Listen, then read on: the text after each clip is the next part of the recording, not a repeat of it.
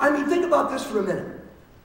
Who has God's ear more? Billy Graham, the pastor to America over the years, or Adolf Hitler? Who had a stronger prayer connection? Or how about this? Would it be somebody like Mother Teresa, who worked with lepers in Calcutta? Or Osama bin Laden? Does one of them have God's ear more than another?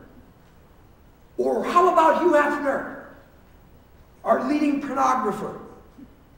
Or Everett Swanson, who started Compassion International so that young orphan girls could find a home and a future?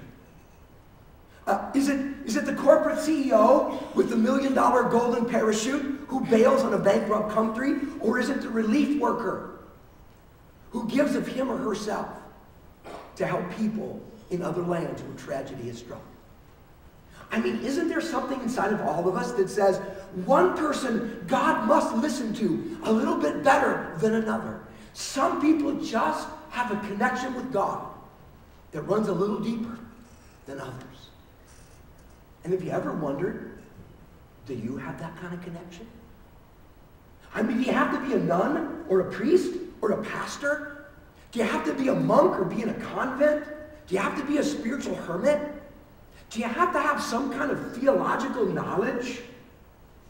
Or do you need to live up to some kind of moral code to be the kind of person that God would really listen to, that God would be moved by? I mean, the question really is, who has God's ear? And do you? And do I? You know, last week we started talking about prayer. And we learned that God intended for every one of us to make our way through life having a powerful prayer connection with God. We called it transformational prayer. The ability to somehow connect with God in such a way that it activates God to do things He would not ordinarily have done had we not talked to Him.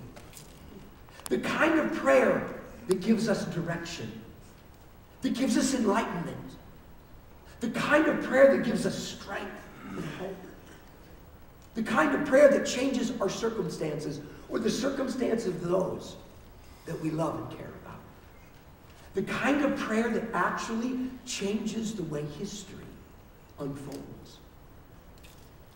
And the disciples said, Lord, teach us to pray like that, because we see you do it. And so Jesus did. And as you recall from last week, He began by saying, look, you got to understand what prayer is. Prayer isn't reciting a bunch of memorized words on the right occasion. And prayer is not some Broadway production where we spout how much theology we know using a tone and words we'd never use in regular conversation. And prayer is not babbling on and on and on as though as we repeat magic phrases enough, we might get God's attention and He might actually be moved to work. No, Jesus said prayer is just honest conversation with God. It's saying, God, here's who I really am, and here's how I really feel, and here's what I really need, and here's what I really want. And somehow when we begin to be really honest with God, change begins to take place. But we can wonder, if I'm being really honest with God, does He really hear? Am I the kind of person that God bends down close to and says, I want to respond to you? And Jesus knew we'd have that question. So in the opening words of what we call the Lord's Prayer, Jesus revealed to us the kind of person God listens to. And as it turns out, it doesn't matter what you do for a living. As it turns out, it doesn't hinge on whether or not you've lived up to some moral code. As it turns out, it doesn't even matter how much theology you know. Because Jesus said it doesn't have anything to do with that kind of stuff. It has everything to do with the state of your heart. And if you just have the right kind of heart, God's ear perks up and He listens and He responds. And as it turns out, it's the kind of heart any one of us can have and could walk out of that door with this morning.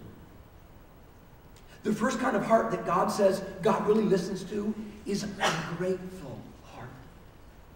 Jesus began teaching the disciples and us how to pray by saying, first of all, pray like this: Our Father. And as I reconstruct that scene in my mind, I think Jesus paused right there for dramatic effect. Our Father.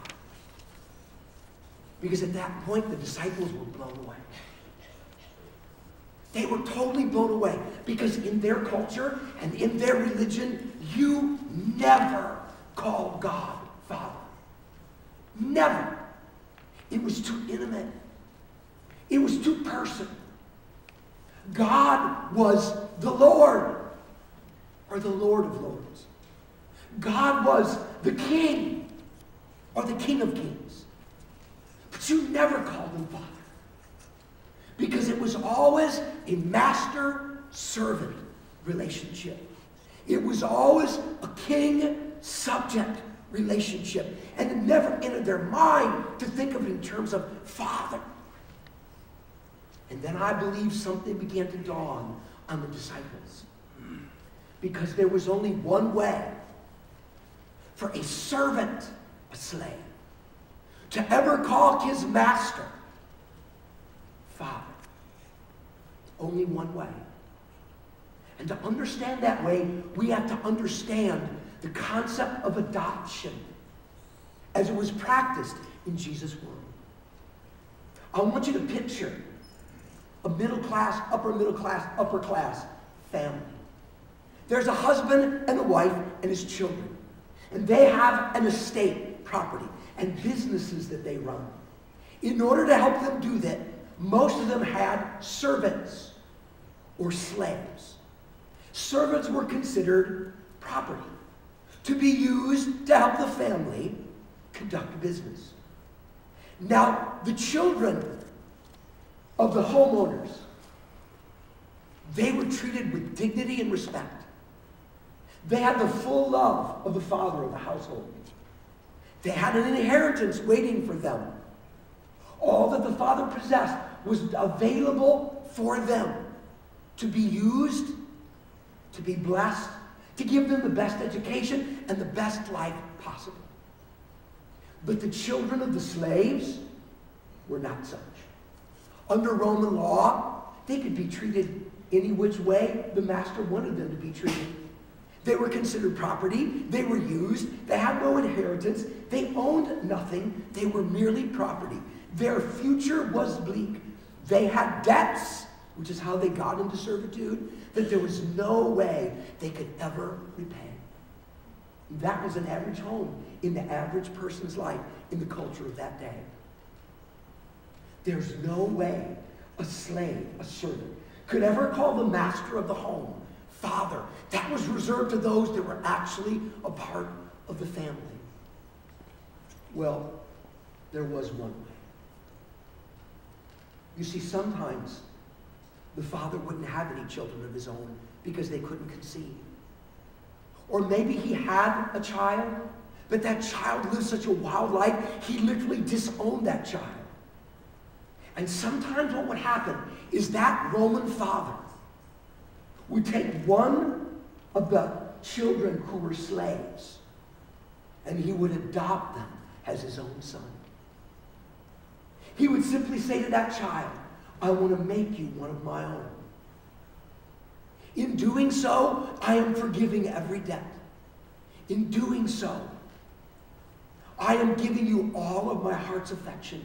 In doing so, everything I possess is yours. In doing so, you will inherit all I have. It's the only way a slave could ever call a master